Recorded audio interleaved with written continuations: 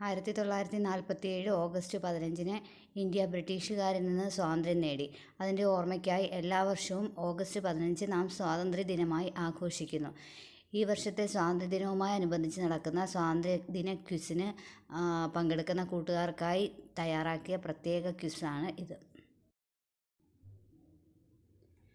ഇനി ക്വസ്റ്റ്യനിലേക്ക് കടക്കാം. ഒന്നാമത്തെ ക്വസ്റ്റ്യൻ: യൂറോപ്യന്മാർ ഇന്ത്യയിലേക്ക് വന്നത് കച്ചവട ആവശ്യത്തിനായിരുന്നു. ബ്രിട്ടീഷുകാർ കച്ചവട ആവശ്യത്തിനായി ഇന്ത്യയിൽ സ്ഥാപിച്ച കമ്പനിയുടെ പേരെന്താണ്?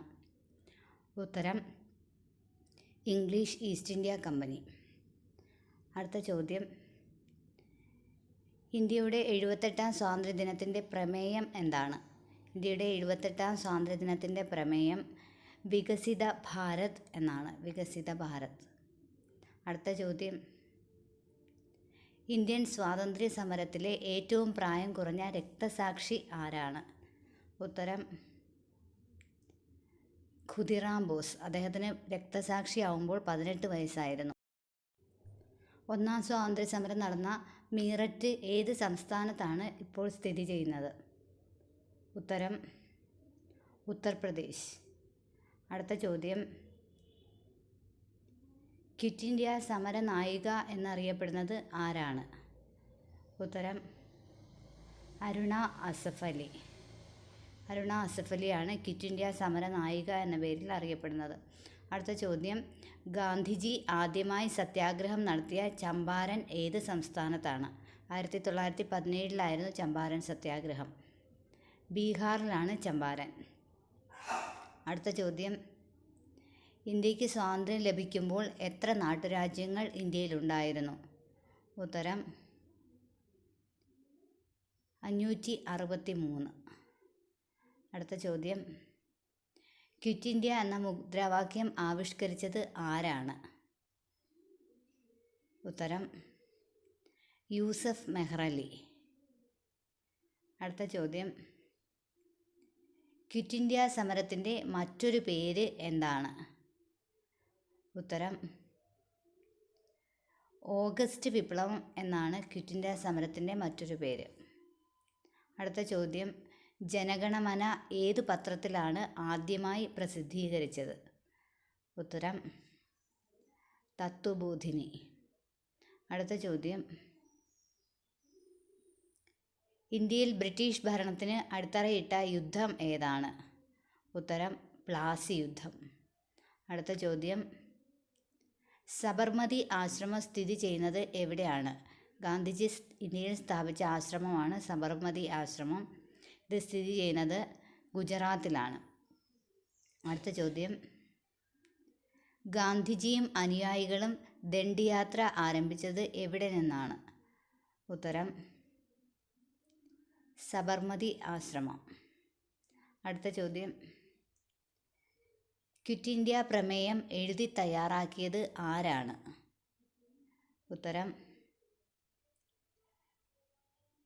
മഹാത്മാഗാന്ധി. അടുത്ത ചോദ്യം: ഇന്ത്യയുടെ ദേശീയ മുദ്രാവാക്യം ഏതാണ്? ഉത്തരം: സത്യമേവ ജയതേ. അടുത്ത ചോദ്യം: ബ്രിട്ടീഷ് ഇന്ത്യയുടെ അവസാനത്തെ ഗവർണർ ജനറലും ആദ്യത്തെ വൈസ്രോയിയുമായ വ്യക്തി ആരാണ്?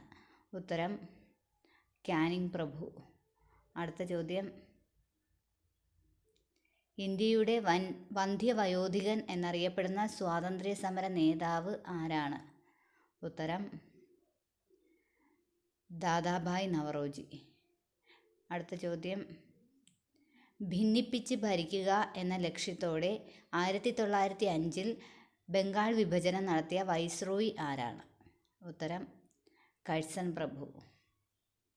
അടുത്ത ചോദ്യം: മൊണ്ടേഗു ചെംസ്ഫോർഡ് ഭരണപരിഷ്കാരം നടപ്പിലാക്കിയ വർഷം ഏതാണ്? ഉത്തരം: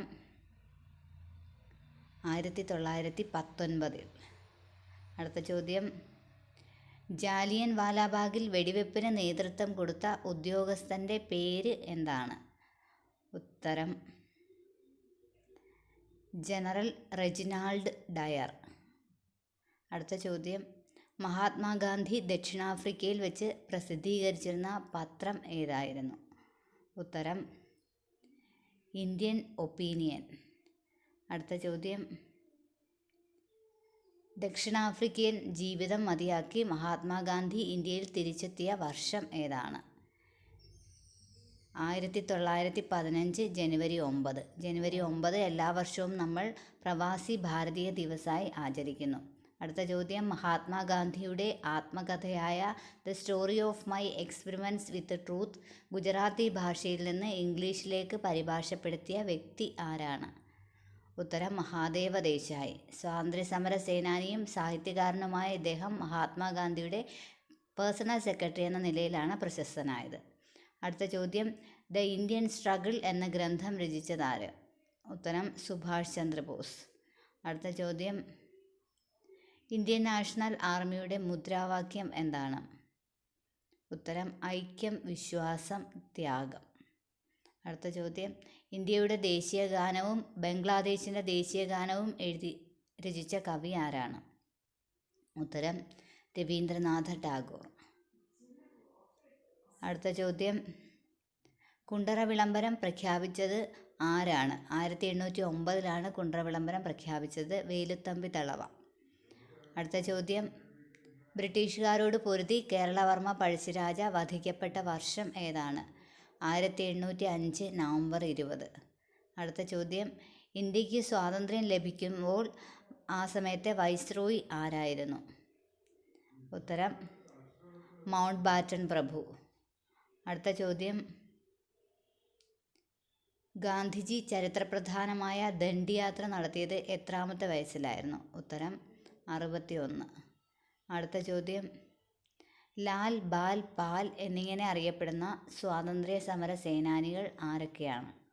ഉത്തരം ലാലാ ലജ്പത് റായ്, ബിപിൻ ചന്ദ്രപാൽ, ബാലഗംഗാധര തിലക്.